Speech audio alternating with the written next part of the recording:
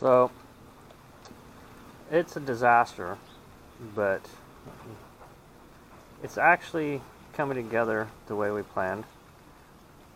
Doing this little film while I'm taking a break. I'm building this temporary coop for the light Brahmas, who are too small to be full-time with the bigger chicks. They're about 2 weeks younger.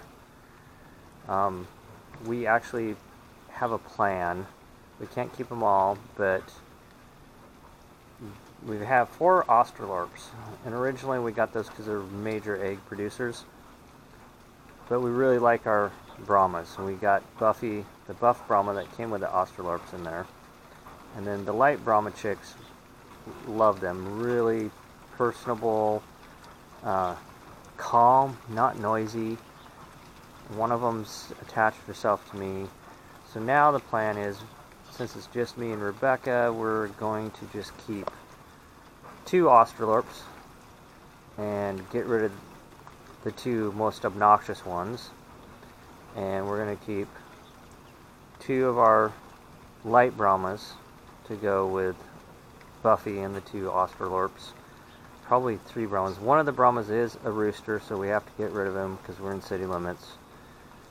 But cool birds. So anyways, I have to build this other coop for them because they are too big to be in the kitchen and not big enough to be with the other girls. And when we do get rid of the other 2 Australorps, we're taking out the lead hen because she's a bully, and we know there's going to be another adjustment of pecking order, but that'll be a good time to introduce the new chicks once we remove 2 chicks, because there's going to be chaos and change anyways, and they'll work it out. But until then, they need to be outside. So I'm building this small coop out of pallets and scraps, and it's hideous, but it's going to work. It's going to function. Not costing me a dime. It's just all scrap stuff I've had in the garage for years in pallets. And when it's all said and done, we'll have something. If we have to separate chicks or chickens down the road, or down the road when we get to breeding them and get out of town like we want to, we'll have a broody house for a hen that's got chicks. I'm not good at this stuff, but yeah, it's a mess back here. Along this fence, I'm going to be tilling that up. Rebecca's been working on removing all the the grass, and then I'm going to till it up, and we're going to plant corn there. That gets sun pretty much all day long. In the back, you can see it. That old canopy, I'm going to turn upside down and fill with dirt, and we're going to plant vegetables in it.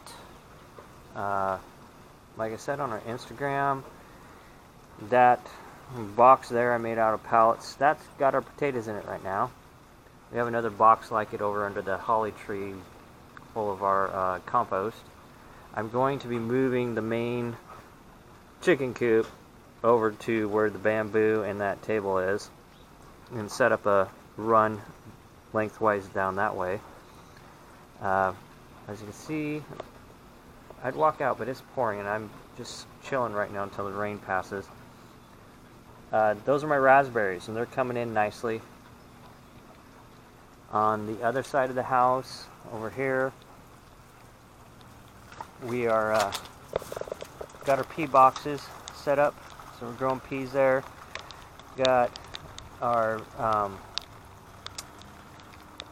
mason bee box up there, and then a flower box underneath will fill. We're going to transplant my chives actually there, but they'll be mud accessible to the bees. But we got little, I mean, it's a work in progress. We're not expecting to do what we want to exactly. It's mainly cleanup time, see what works. And Rebecca has a ton of heirloom seeds. We're trying to stick with heirloom stuff for taste. And we'll see what we can grow this year. Mainly staples. It's peas, carrots, potatoes, onions. I got some garlic. Stuff that I use a lot in cooking. The cabbage, kale. We're going to grow actually some pumpkins out in that area. Rebecca is big into canning, so she plans on canning a lot of stuff. So I make pumpkin pie. I love pumpkin pie. So we're growing some pie pumpkins and some jack-o'-lantern pumpkins. And Rebecca's going to can the pie pumpkin stuff. But yeah, it looks terrible, but give us some time. In a couple months, when it stops raining so much, it's going to look a lot different. And really excited. And that's it. Thanks for watching us. If you're watching. If you're not, cool.